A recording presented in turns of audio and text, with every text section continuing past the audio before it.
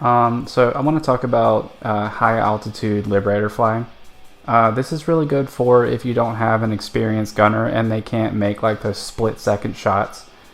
Or if you just have like a totally new player playing it side, you want to have them experience what air is like. It's also really low pressure, and it works really well if you're, say, like fighting against a Zerg that's kind of like overwhelming ground targets. Also, if you're using like a normal aircraft and you're getting shot down by anti-air, enemies are seeing you too fast. There's like a whole lot of tanks. Maybe they're angling themselves up hills and shooting you down. Flying this way kind of gives you like a little bit more time to react to things, and it's a little more under the radar.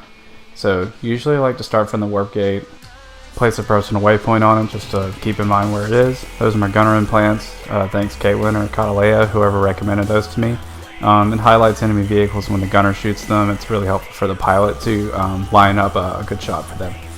I like to use the Zephyr or the Dalton for this. Hyenas are good, just really defensive, but the Walker is also good if you want to get the gunner more involved.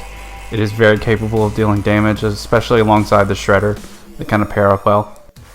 Notice that I line up my waypoint with the center of my console so that I know that I'm flying straight at it, being as how I'm angling myself up to get up to about 600 meters. I'm not really going to be able to see what I'm flying at, and I'm navigating entirely by map. So because I'm solo living, I get my tail gun already looking in reverse so that I can shoot it pursuing aircraft. And because I'm not directly over my target, I have to compensate a little bit.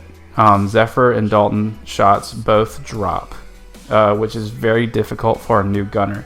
If you want to give your gunner every opportunity to land shots on their targets, if they're not spotting targets for you, go ahead and spot them. Line yourself up so that the target is in front of the arrow at the center of your map.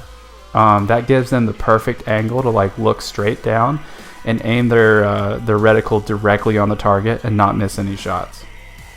Pretty much your job as a pilot is just to keep lining up shots for your gunners and keeping them engaged. Don't use your nose gun, really. It just kind of gets in the way of allowing them to do as much damage as possible.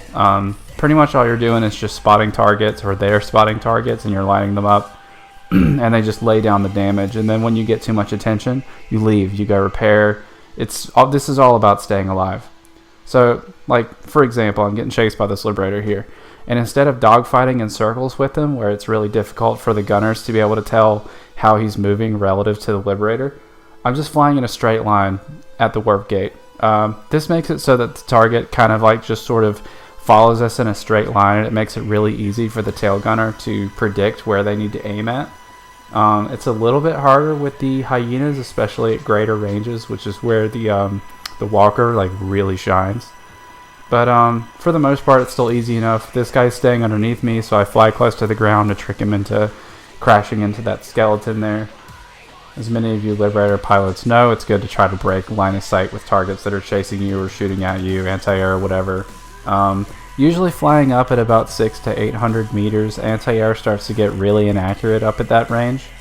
So it's pretty safe. Flying toward the warp gate is just a good idea because if your gunners are not very experienced, they're going to miss a lot of shots, and you're going to want to have a safe haven to be able to dive into so that you can survive.